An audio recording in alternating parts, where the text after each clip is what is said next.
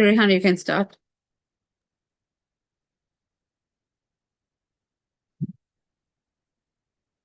Good morning, Mr. Janaka Kamalgoda, sir, esteemed lecturer, Ms. Nadia Jain, ma'am, our translators, editors, and my dear co-teachers. Today, we are starting with lesson level 2 of module 1. So, we are focusing to the topic, what are the types of learning in STEAM education? The different types of learning in STEAM education. Before we start, let me introduce our fellow co-teachers. Next slide, please.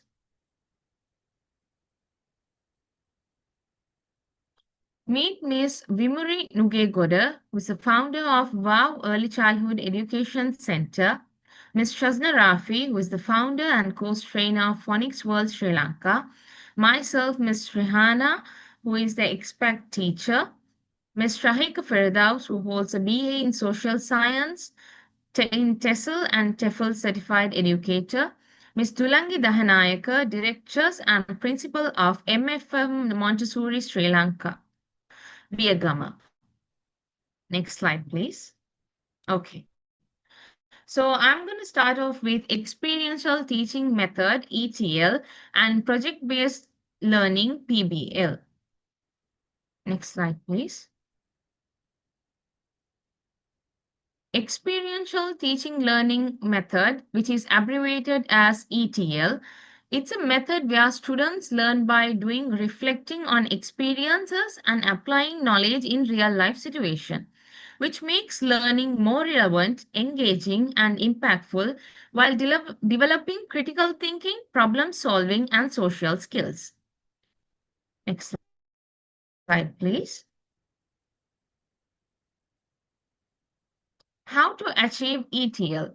So you have to take the class out on educational tours beyond the classroom and exposing them for nature walk, a cultural event of their own communities, industrial and commercial establishments. For example, you can take the children to a milk dairy company, a milk producing company, how explaining them how the milk is being collected, a milkman bring it to the factory, how it's being pasteurized, how it's being purified from production to distribution, taking them to academic institutions, clinics, salons, spas, etc. Next slide, please.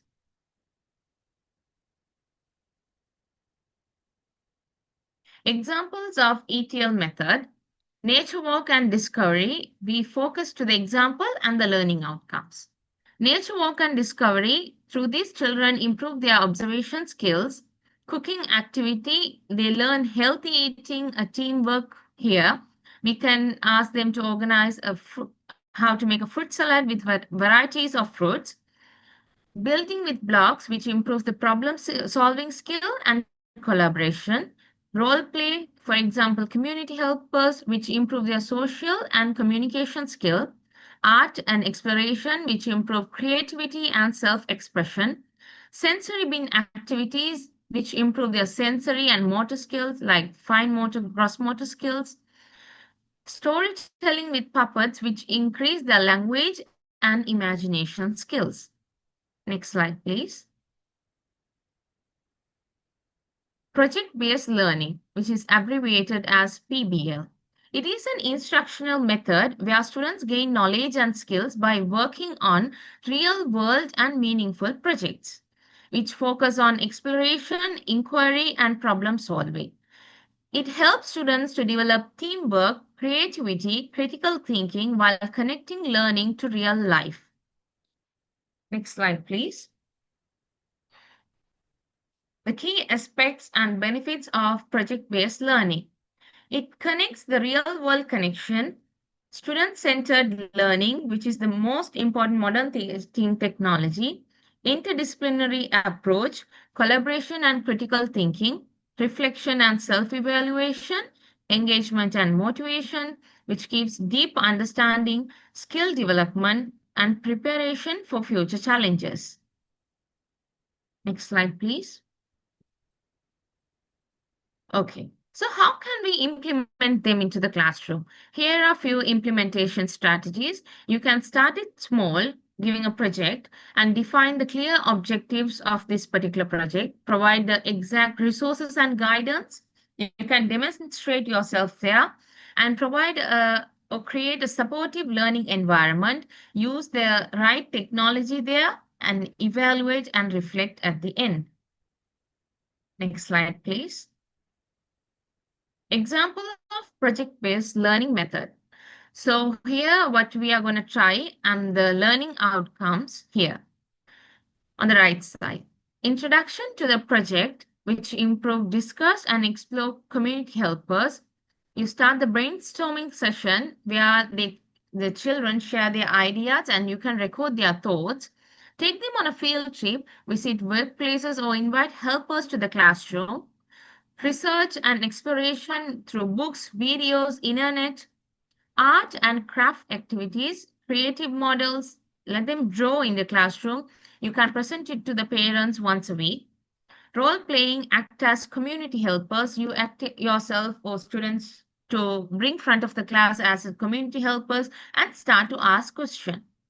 Creating a community helper book student made project which improve their cognitive skills and keep a presentation day where you can showcase their activities done by themselves to the parents once a month or once a week, and reflection and assessment and ask them, discuss with them what they learned, what they improved, what they understood through this session. And I hand over to the next teacher. Thank you. So thank you, Miss Rihana, and good morning, everyone. Today I'm going to present on two powerful teaching strategies, inquiry-based learning and problem-based learning. So both methods encourage students to become active learners rather than passive learners. So by the end of this session, we will see how these approaches develop critical thinking, creativity, and problem-solving skills that connect directly to real-life situations. So move on to the next slide. So inquiry, what does it mean in inquiry-based learning? So we can see it right in two slide. So I'll explain. So it's an activity learning approach that is framed by questioning, exploring, and discovering. So instead of simple giving information, the teachers guides students to investigate to find answer for themselves. So this way, students engage more deeply, learn through experience, and connect new knowledge to what they already know. So next slide, we can see the cycle of inquiry. So we can see in that question, investigate, create, apply, discuss, reflect. So let's take an example for science to understand this better. So while a teacher asks why do some plants grow better in sunlight than it in shade? So students then form from their own question like do plants need to more water or more sunlight? So while they go to the investigation, students test this by planting seeds in different conditions, sunlight, shade, with more or less water. So after that, they look create. They gather their results to make chart or model to show what happened. So after they will apply for them that they connect their finding to real life. For example, they realize why frame farmers choose sunny field for crops. So while they discuss with their peers, right, group sharing their results, compare findings and debate why their outcomes were different. So they will reflect the final answer. So finally, students think about what they learned and what else they might test, right? Such as soil types or fertilizer. So this process show how inquiry learning makes students active thinkers and donors. So more to the next slide, we can see benefits of IBS. So through inquiry-based learning, students enhance their critical thinking skills. stay actively engaged in lessons, develop problem solving abilities. So, fourth one, build curiosity and creativity, and more important, they see how learning connect to real life. So, it will help them to. It's not only about answering question; it's about encourage a mindset of curiosity and lifelong learning. So, to move on to the next slide, method of problem-based learning.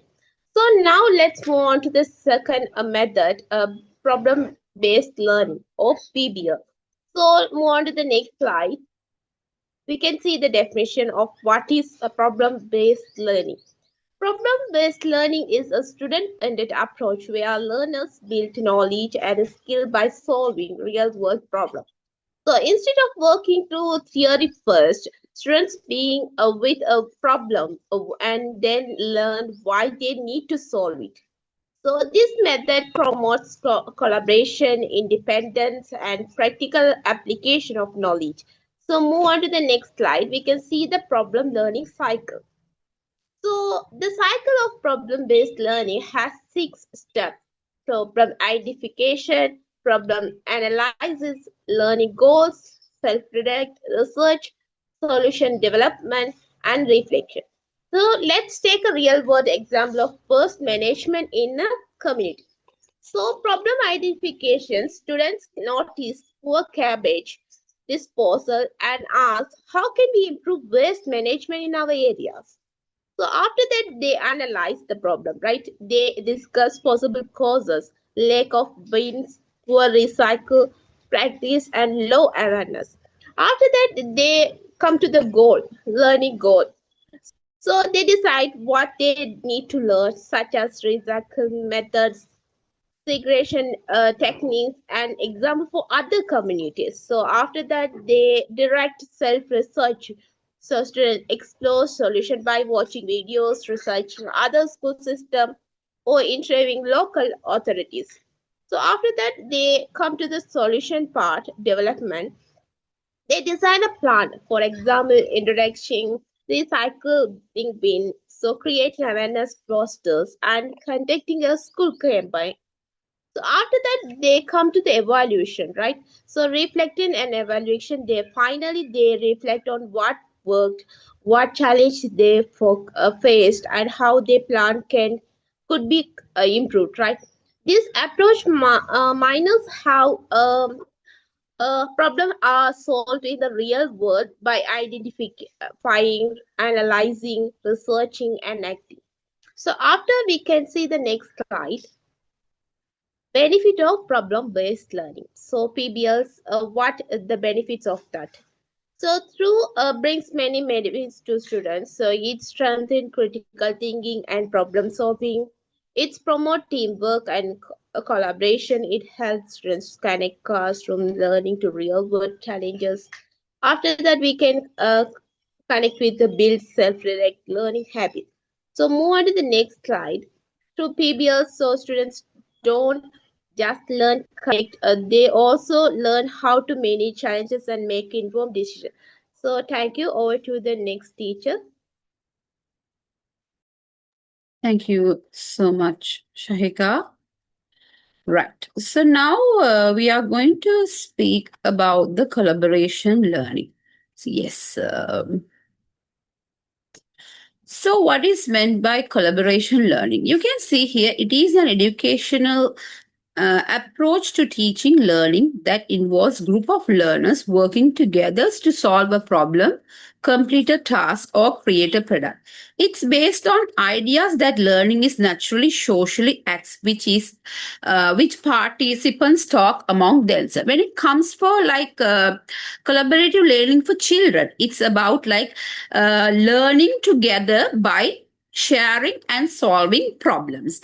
and then they are like where they're learning towards a goal instead of learning alone. So collaborative learning means they are learning together, like without learning alone. And children interact with their classmates, and then like they do like help each other. They will do interactions. Now you can see some examples for collaborative learning. So when it comes for examples for collaborative learning, the first thing you can see here, working on a development of a new assignment. So this they say, like the children are working towards a new assignment, they are working together. So where we call it as a it's one of the collaborative learning where the children are working as a group, they are working together. So next, sharing ideas and concepts with each other. So this part we can say, like we say, think, pair, and share. So children, they think alone, and then they discuss with their friends, or we can say colleagues, and then they share among their in their classroom.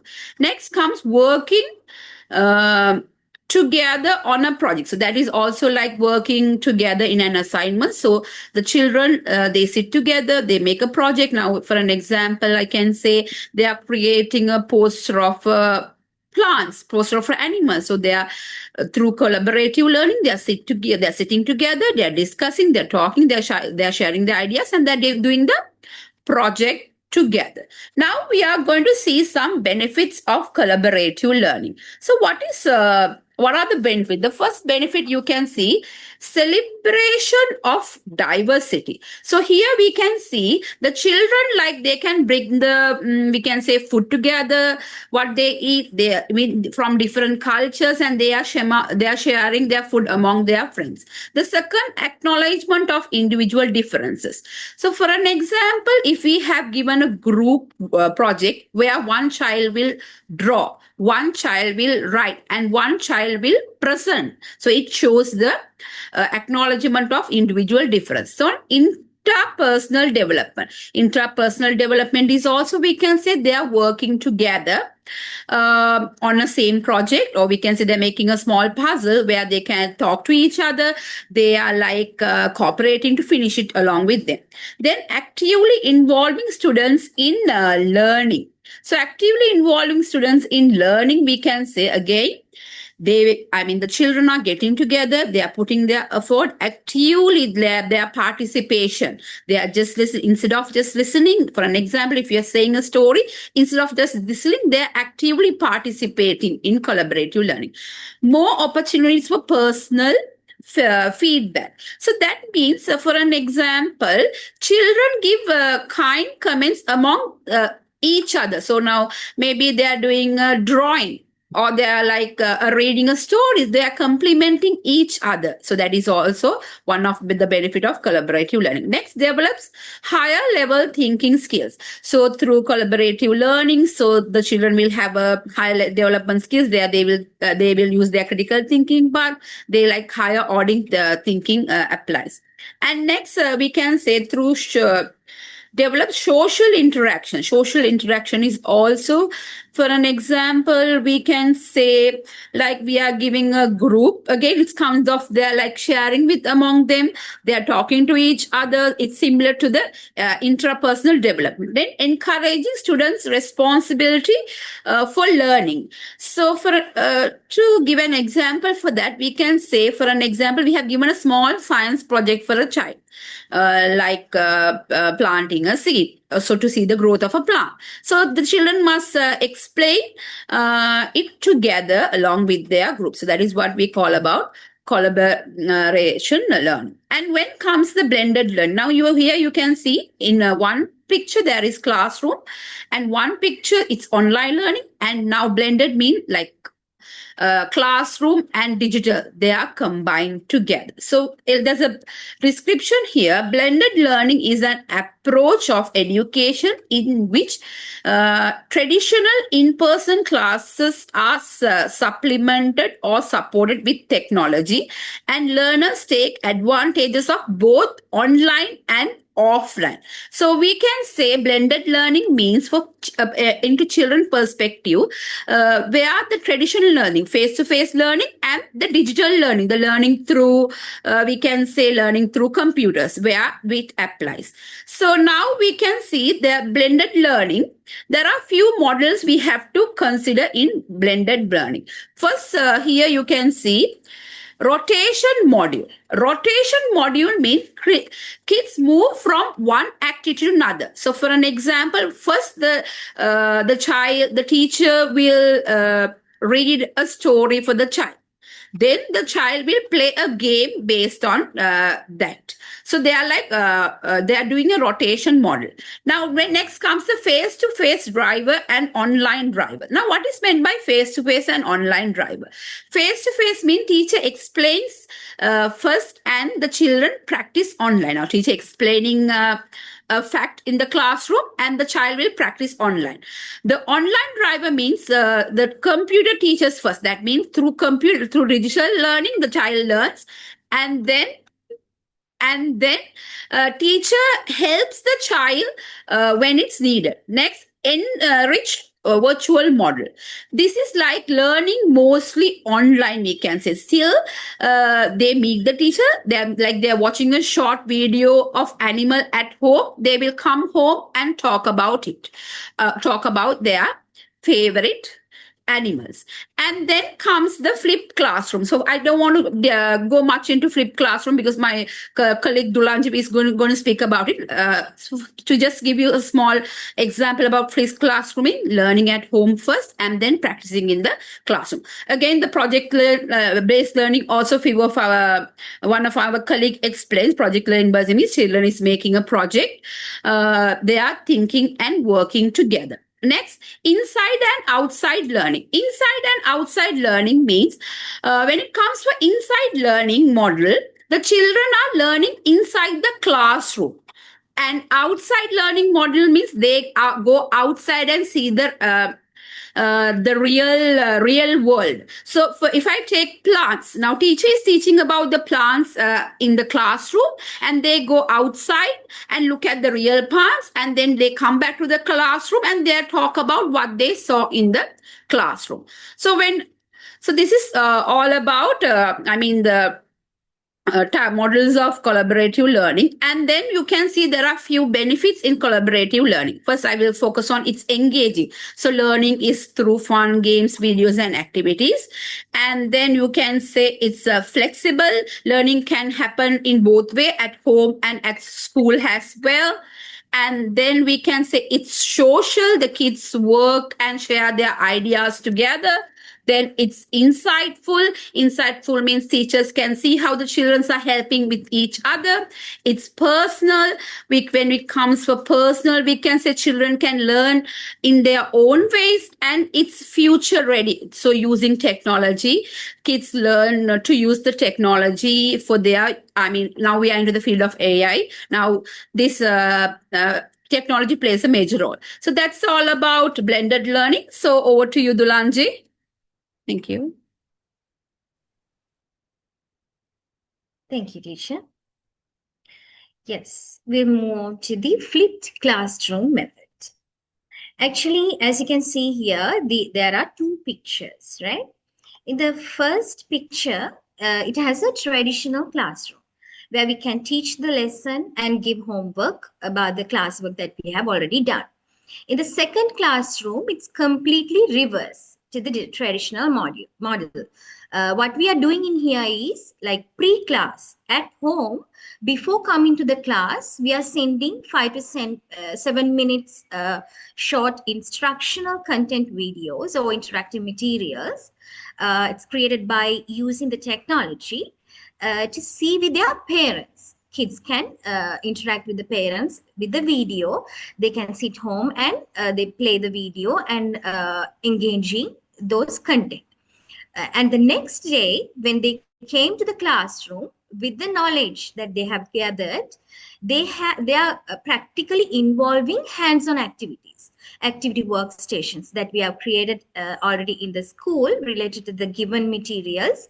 They are using their knowledge to solve problems according to the lesson. right? So they have the knowledge at home with all the videos that we have sent.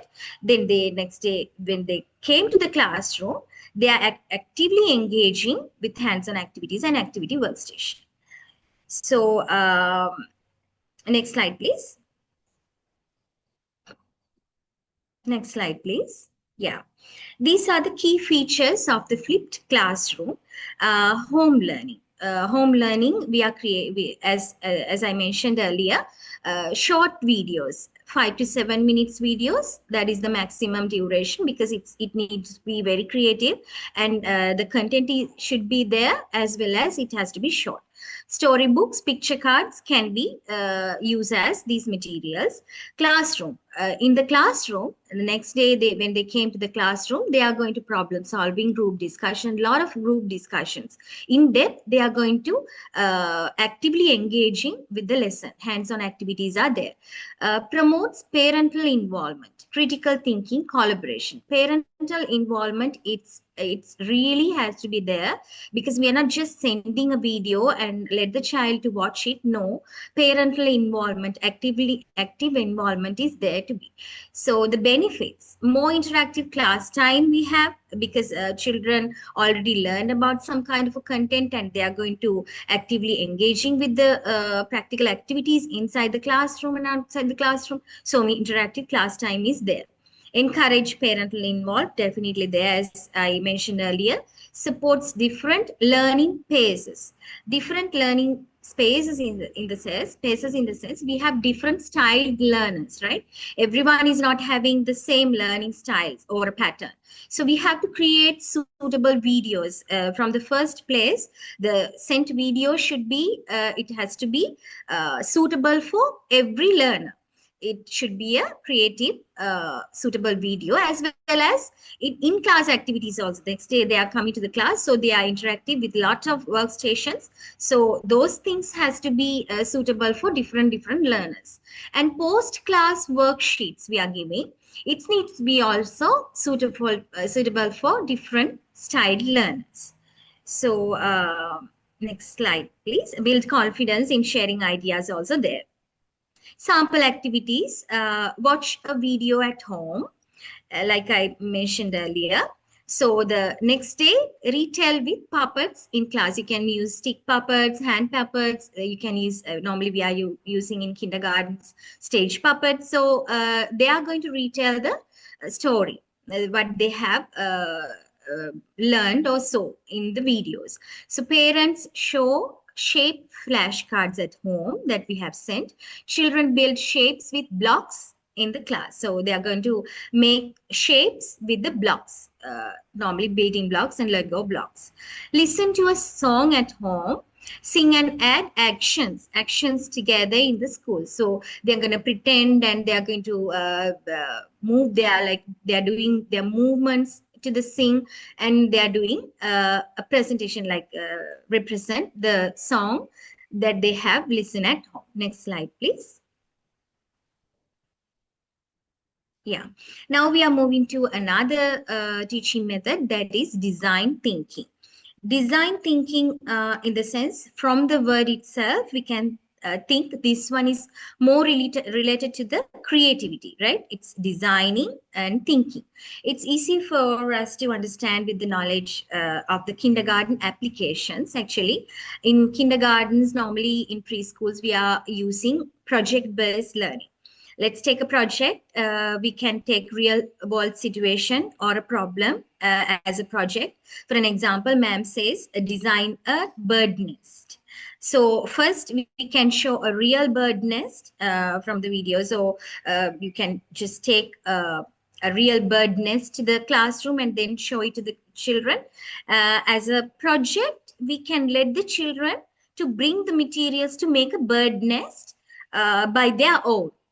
In the classroom. So we can just find some materials from school garden as well, or you can let the children to bring the materials which we can use to make a bird nest as a project. So that's what you call project-based learning in kindergarten application. Another one is we can do this design thinking one by storytelling. Actually, stories, it has stories has a lot of creative thinking.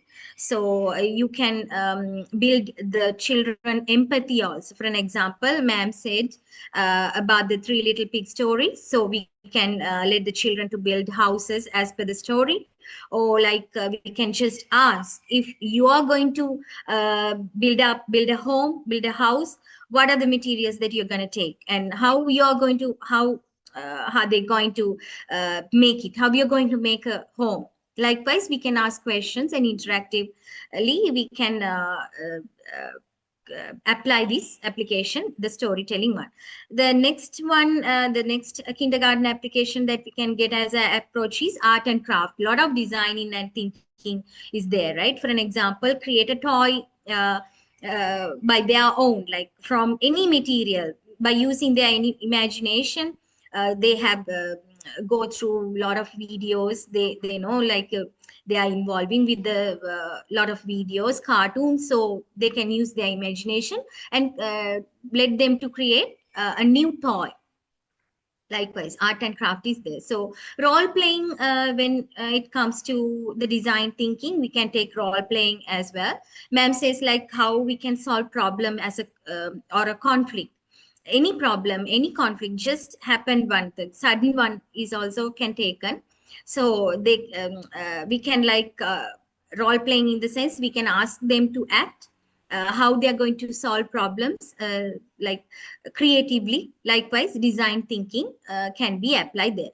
And also she was telling about the STEAM exploration as well, STEAM. So you can use the concept of STEAM, like for an example, building a bridge. So the teamwork, or as an individual also, you can ask them to create a bridge. The design thinking was there. So the next slide, please.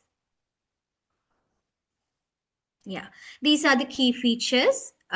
Focus on like understanding children ideas and feelings. Focus on understanding children's ideas and feelings. Hands-on project-based learning encourages imagination and trying out solutions. These are the key features that you can see from the design thinking. And the benefits: develop creativity and innovation, that is there. The strengthen problem solving, as I said, mentioned earlier. Builds empathy and teamwork is there. Encourage resilience is there. So next slide, please. Yeah, these are the sample activities for design thinking pattern. Problem in here, for an example, toys often get lost. It almost happen in every classroom. So children brainstorm storage ideas, design a toy home with blocks or boxes or Lego, whatever they have in the materials inside the classroom, they can design a toy home. So these are the design thinking action. So problem is plants are wilting. So what are you going to do? Children think of ways to water plants, make watering cans from recycled bottles, recycled materials. So these are the things which is related to the design thinking. And also again, story challenge. Help character, the Goldilocks, everyone knows that story. So solve her problems, too hot porridge. Children suggest solutions, what we are going to do to like cool it down. So likewise, these are the sample activities for design thinking one. I think that's all for the design thinking. Thank you, teacher.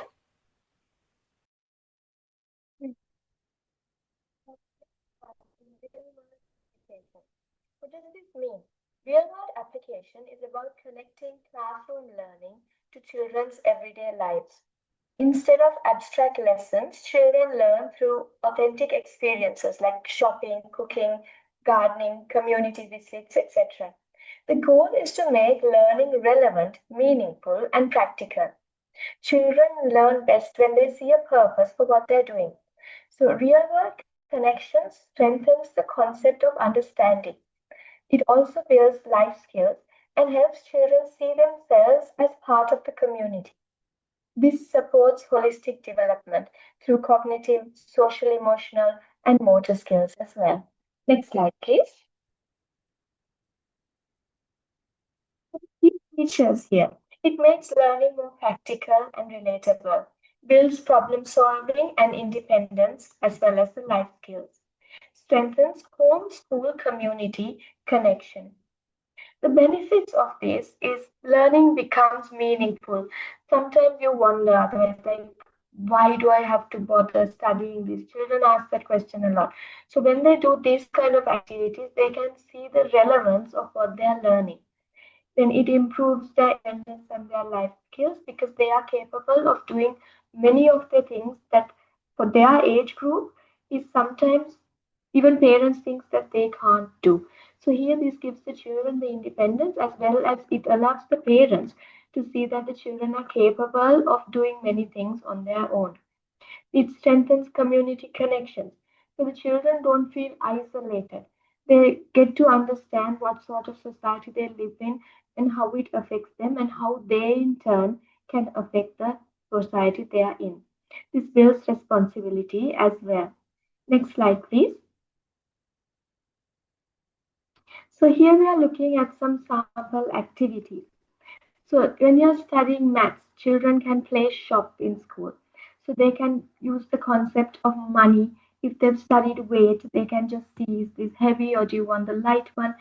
Lots of maths concepts can come into this because they're counting, they're weighing, they're sorting things according to what they have brought for the little shop. So this is a great way to teach them concepts rather than just having worksheets or asking them to sit down and do some sums. For science, it can be sorting waste into the bins. So they learn about materials, they learn about using the materials wisely and the consequences of waste materials. Then they can think about what can be done to upscale these materials. So there's lots of social responsibility as well. For language, writing and drawing greeting cards for their family event, friends in the class. So they start to write little words. They understand the relevance of those words. They learn the turning the pages, which side you draw on the card, then what side comes. So this book knowledge also comes in here. Life skills like cooking a simple snack. So they've got to do the measuring, they've got to do the sorting, then even hygiene where they have to wash their hands, keep the utensils clean, safety in cookery, all that comes into this. Next slide, please. So the next learning concept is gamification learning. Now, gamification learning is about applying game elements where we have points, levels, rewards, challenges. We put this into non-game learning activities. So, especially in early childhood education, this turns lessons into really playful adventures. For example, we can, instead of just reciting the alphabet, the children can go on a letter treasure hunt. And children love this because at this age, they love to play and they're very competitive as well. So, this taps into that and it increases engagement and focus. It also gives them instant feedback because they will receive awards or stars, stickers, and also they get to learn about, okay, my friend has done well, so I'm going to be happy for them. True enough, they might feel bad, but you can't be selfish. You need to appreciate the other skills as well. So it helps children learn persistence. Like, I didn't get it yet, but I am going to try harder the next time.